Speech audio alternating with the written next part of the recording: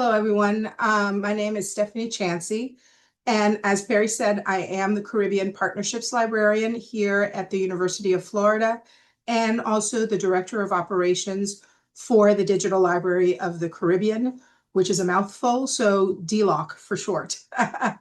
Um, and I'm here at the University of Florida. DLOC is a cooperative of partners, and they come from all over the Caribbean, Canada, Europe, and the US.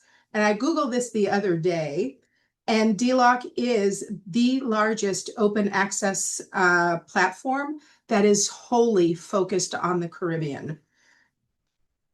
Yeah, somebody said that to me, and I was like, really? Let me Google that.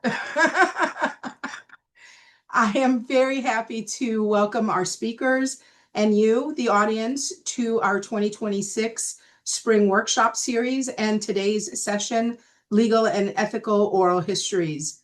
This series is part of a larger project called Revitalizing the Digital Library of the Caribbean, which was funded by the Andrew W. Mellon Foundation. This 4-year initiative from 2022 through 2026 focuses on capacity building and providing our partners, affiliates, and the Caribbean preservation and scholarly community with professional development opportunities such as this one.